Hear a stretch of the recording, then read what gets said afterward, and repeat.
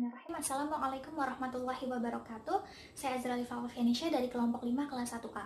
Jenis bahan kimia pertama adalah bahan kimia beracun. Bahan kimia beracun merupakan bahan kimia yang di dalamnya terdapat atau terkandung zat-zat yang apabila terkena kulit, terhirup atau bahkan tertelan dapat menyebabkan keracunan, seperti asam sianida, merkuri, timbal, dan benzen. Nah, untuk menghindari keracunan tersebut dapat dilakukan dengan beberapa cara, seperti menggunakan pelindung dan tidak membawi atau tidak menghirup aroma bahan beracun tersebut secara langsung. Selain itu, mencuci tangan sebelum dan setelah menggunakan bahan beracun juga dapat dijadikan upaya untuk menghindari keracunan. Dan apabila bahan beracun tersebut tumpah, maka tumpahannya harus segera ditutupi dengan pasir atau tanah. Hal ini dilakukan untuk menghindari terhirupnya bahan beracun tersebut. Dan apabila seseorang mengalami keracunan, maka penanganan pertama yang dilakukan adalah dengan memberikannya susu. Assalamualaikum warahmatullahi wabarakatuh. Perkenalkan, nama saya Rida Putri Ataya dari kelompok 5 Teknik Laboratorium. Di sini saya akan menjelaskan tentang korosif. Korosif adalah sifat suatu substansi yang dapat menyebabkan benda lain hancur atau memperoleh dampak negatif. Korosif dapat menyebabkan kerusakan pada kulit, mata, sistem pernafasan, dan banyak lagi. Contoh bahan kimia yang bersifat korosif antara lain asam sulfat, asam asetat, asam klorida, dan lain-lain. Jika kalian di laboratorium menemukan logo seperti ini, yaitu ini adalah logo korosif. Ya, bisa dilihat logo korosif. Dan apabila kalian terkena bahan kimia korosif, maka harus melakukan pertolongan pertama, yaitu dengan mencuci tangan sekurang-kurangnya 20 menit. Jangan terlalu sebentar dalam mencuci tangan. Kemudian lepaskan baju dan perhiasan dalam yang melekat pada tubuh kalian. Kemudian apabila terkena mata, bisa kalian cuci terus-terusan dengan menggunakan air sekurang-kurangnya 20 menit. Untuk menjaga kondisi luka agar tidak semakin parah, bungkus dengan perban atau benda lainnya dengan longgar, atau jika luka terlalu parah hubungi tim medis. Selanjutnya akan diteruskan oleh rekan saya. Saya Abdul Aziz Nimatullah akan menjelaskan mengenai bahan kimia yang mudah terbakar. Bahan kimia mudah terbakar adalah bahan yang mudah bereaksi dengan oksigen dan jika berdekatan dengan api, percikan api, gesekan atau sumber nyala lain akan mudah menyala atau terbakar. Kemudian, simbol bahan kimia mudah terbakar seperti ini.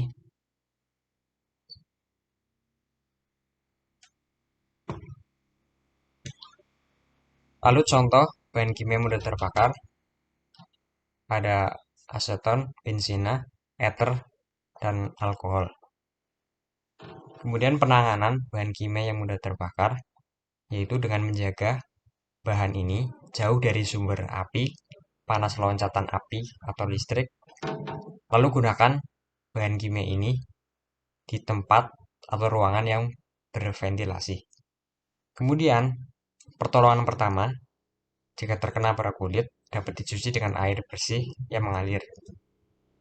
Lalu jika terkena mata, bersihkan dengan air bersih, alirkan kurang lebih sekitar 20 menit.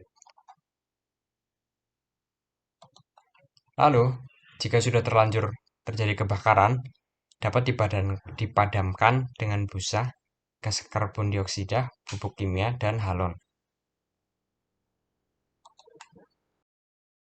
Perkenalkan, nama saya Brobo Pandar Kelvin Sinurat dari kelompok 5. Saya di sini akan menjelaskan bahan yang mudah meledak, yaitu zat padat atau cair atau campuran keduanya bereaksi menghasilkan gas. Contohnya itu ada natrium atau kalsium dengan air, nitrat dengan ether, asam nitrat dengan magnesium atau seng. Contohnya itu ada botol bekas pelarut yang kosong yang mudah terbakar dan berbahaya dibandingkan saat berisi penuh karena terjadi percampuran dengan uap di udara. Saya akan menunjukkan simbol yang mudah meledak. Di sini ada simbol bahan kimia yang mudah meledak, yaitu ada eksplosif. Ledakan dapat dicegah dengan cara yaitu yang pertama, melakukan eksperimen di udara terbuka atau lemari uap. Yang kedua, apabila sifat bahan tersebut belum jelas, gunakan terlebih dahulu dalam jumlah kecil dalam penegasan air. Yang ketiga adalah menggunakan masker pelindung saat melakukan pekerjaan. Yang keempat, gunakan peralatan yang kondisinya baik, contohnya yang terbuat dari kaca, tebal, dan stabil oleh tekanan agar tidak mudah meledak atau pecah. Sekian dari saya, terima kasih. Assalamualaikum warahmatullahi wabarakatuh. Perkenalkan, nama saya Teti Herawati. Saya dari kelompok 5, kelas 1A Pendidikan Biologi. Di sini saya akan menjelaskan tentang oksidator. Oksidator atau pengoksidasi adalah zat yang mengoksidasi zat lain dalam suatu redoks. Jadi oksidator adalah zat yang mengalami reduksi. Oksidator memiliki simbol bahaya. Simbol bahaya digunakan untuk pelabelan bahan-bahan berbahaya menurut peraturan tentang bahan berbahaya. Peraturan bahan berbahaya adalah suatu aturan untuk melindungi atau menjaga bahan-bahan berbahaya dan terutama terdiri dari bidang keselamatan kerja. Simbol bahaya adalah piktogram dengan tanda hitam pada latar belakang oranye. Kategori bahaya untuk bahan dan formulasi ditandai dengan simbol bahaya. Simbol pertama ada simbol oksidisin atau pengoksidasi yang dilambangkan seperti ini.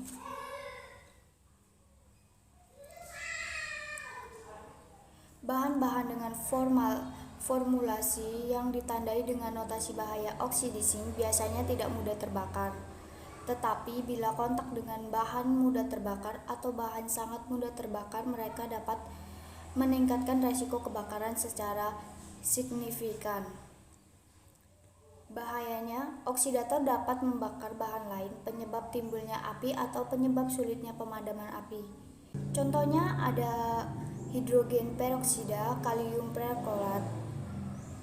Kita cukup menghindari panas serta bahan yang mudah terbakar dan reduktor, karena ini bahan pengoksidasi. Baik, mungkin cukup itu yang saya sampaikan. Sekian, kurang lebihnya saya mohon maaf. Saya ucapkan terima kasih dan wassalamualaikum warahmatullahi wabarakatuh. Assalamualaikum warahmatullahi wabarakatuh.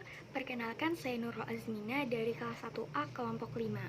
Pada video kali ini saya akan menjelaskan salah satu bahan kimia berbahaya, yaitu bahan iritan. Di mana bahan iritan ini adalah bahan yang dapat menyebabkan iritasi, kerusakan, peradangan, dan sanitisasi pada bagian tubuh, yaitu kulit, mata, dan saluran pernafasan. Untuk bahan iritan sendiri memiliki simbol X atau silang seperti ini. Bahan iritan dibagi menjadi 3 sesuai bentuknya. Ada bentuk zat padat, cair, dan gas. Dimana pada zat padat contohnya adalah NaOH dan fenol. Untuk zat cair ada asam sulfat dan asam format. Dan untuk gas ada formaldehid dan amonia. Untuk cara pencegahannya sendiri, kita dapat menggunakan sarung tangan atau lateks, lalu masker, dan pelindung mata. Untuk cara penanganannya ketika kita terkena bahan iritan ini, kita cukup membersihkannya dengan air bersih. Jadi kita dapat menyiramkannya dengan air bersih. Lalu ketika sudah sangat berbahaya, kita baru lakukan penanganan selanjutnya ke puskesmas terdekat atau rumah sakit terdekat untuk diperiksa lebih lanjut. Baik, terima kasih. Wassalamualaikum warahmatullahi wabarakatuh.